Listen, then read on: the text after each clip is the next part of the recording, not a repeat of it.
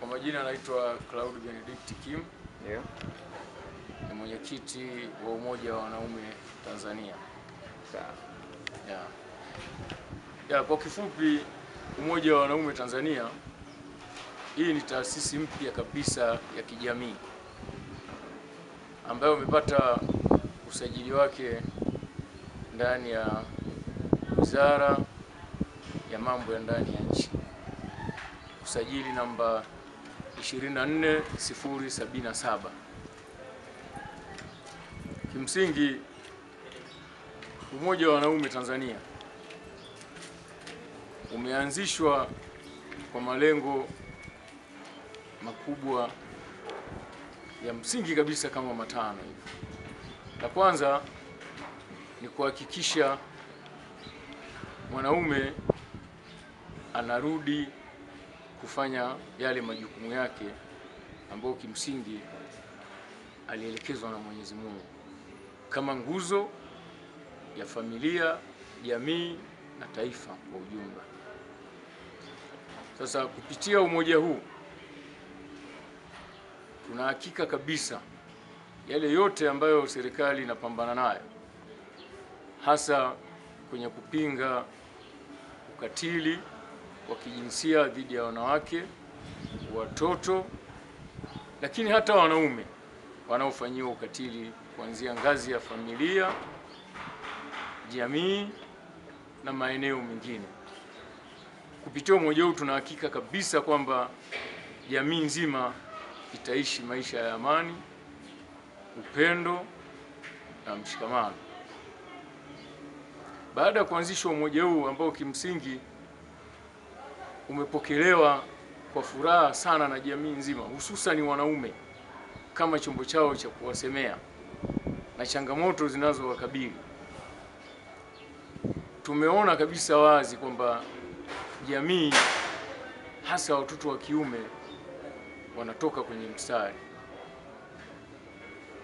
Kwa nini? Tumeona jinsi ambavyo watoto wa kiume wanashiriki kwenye vitendo ambavyo vinakwenda kabisa nje na kinyume cha mila na desturi zetu wa Tanzania, hasa kwenye masuala ya ushoga, ulawiti, madawa ya kulevya, lakini na mengine ambayo kimsingi hayaendani kabisa na mila zetu wa Tanzania.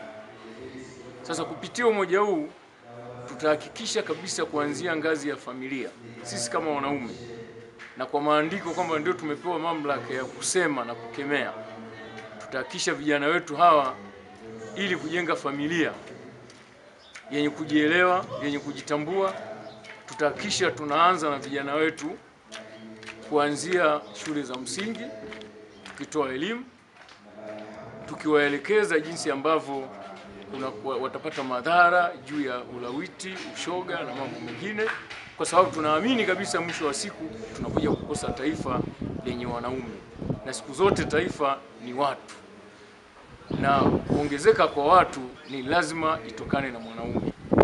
Kwa hiyo tutahakikisha tunatoa elimu hizo kuanzia shule za msingi, sekondari, vyuo, kwa kufanya vikao na makongamano mbalimbali, na bahati nzuri kwa mujibu wa katiba yetu kujiunga umoja huu ni kuanzia miaka 18. Na ndugu waandishi wa habari, nipende kuliweka wazi, mpaka sasa Umoja wa Wanaume Tanzania kwa kipindi kifupi kabisa, kutokana na mapokeo ya jamii na jinsi wanaume wamefurahi kuwa na umoja huu, tumeweza sasa kuandikisha takriban wanaume 1031.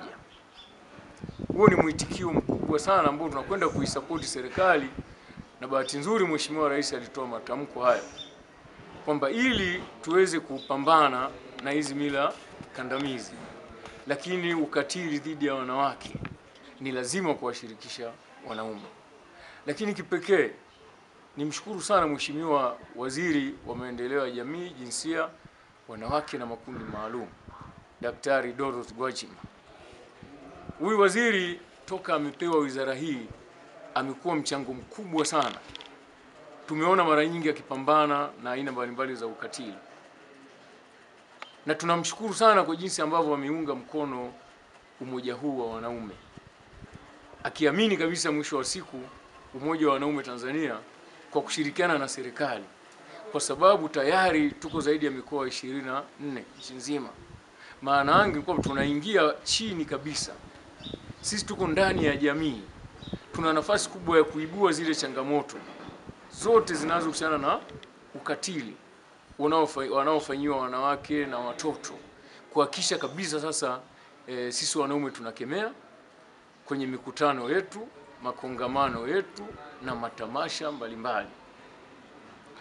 Lakini kikubwa zaidi, umoja huu tunategemea sasa utazinduliwa na Mheshimiwa Rais wa Jamhuri ya Muungano wa Tanzania, Mheshimiwa Daktari Samia Suluhu Hassan.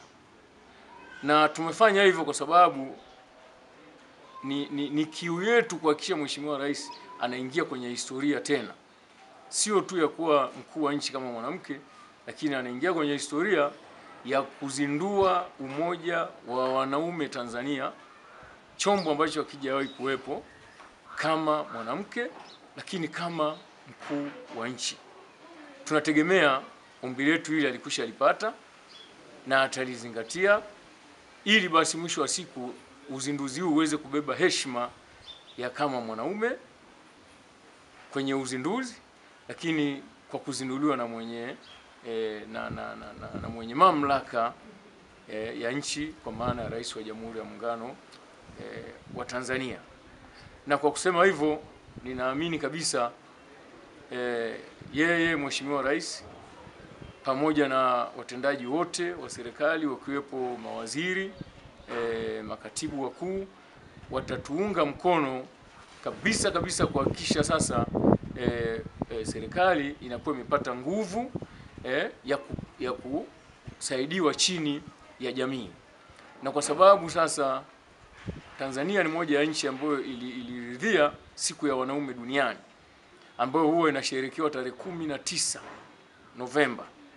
Tanzania hatukuwahi kufanya hii sherehe kabisa. Sasa tumeona jinsi ambavyo siku ya wanawake imependeza.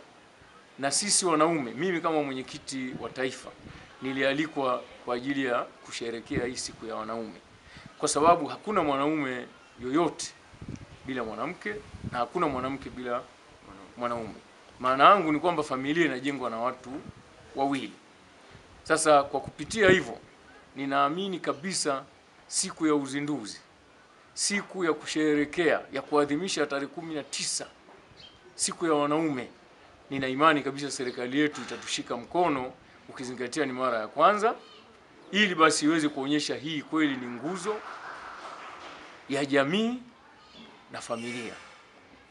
Nafikiri kwa kufikia hapo nitakuwa nimeeleza kwa kifupi mwanzo wa umoja huu, lakini madhumuni ya umoja huu ni kuhakikisha sasa wanaume tumekuwa kitu kimoja na tuna chombo kimoja sasa cha kutusemea, na ieleweke wazi kwamba lengo ni kuhakikisha tunashikamana katika kujenga familia zetu, lakini pia kuhakikisha wenzetu kwa maana ya wanawake kama walezi wa familia basi nao wanaishi kwa amani, na sisi tuko tayari kupitia umoja huu kuwashughulikia bila aibu wale wanaume wote ambao kabisa wataonekana wananyanyasa wanawake, wananyanyasa watoto, wanatelekeza familia na kwa kufanya hivyo tuna imani basi hawa vijana wetu ambao wanajiunga kuanzia miaka 18 tutakuwa tumewaandaa kuwa baba bora wa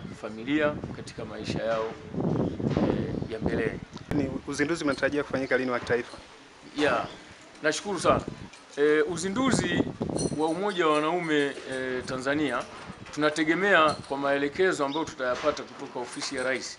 Tayari tumekwishaomba kupitia ofisi ya Rais kumuomba awe mgeni rasmi, na kwa kweli barua tumeweka pale, tunamuomba yeye personal, mkuu wa nchi, kwa heshima ya umoja huu wa wanaume. Na imani mkuu Mheshimiwa Rais wa Jamhuri ya Muungano wa Tanzania na Amiri Jeshi Mkuu atakuwa amesikia hilo, amelipata. Kwa hiyo kipekee tunamuomba kabisa basi aweze kutuzindulia umoja huu mwezi wa 4, lakini ni tarehe ambapo tutapewa maelekezo na ofisi ya Rais. East African Spirits Company Limited ni kampuni inayojihusisha na uzalishaji wa pombe kali na bia. Kampuni hii ilianza mnamo 2018 ambapo ilianza na line ya plastiki. Tulianza uzalishaji wa bidhaa yetu inayoitwa Diamond Rock. 2019 tukaanzisha line yetu ya line ya glasi ambao tunazalisha bidhaa yetu pendwa Hanson's Choice. 2023 ndipo tulipoanza ku blend na ku manufacture beers zikiwa ni Hanson's Light, Goldberg, Basembi ambayo imeunga mwaka 2024 na Hanson's Dry iliyoanza uzalishaji mwaka 2025. Bidhaa zetu ni bora, salama, zimethibitishwa na TBS, lakini pia zina key element au niseme ni zina sifa kuu ya kutokuwa na hangover, kutokuwa na harufu mbaya, na pia zina bei nafuu kwa kila Mtanzania.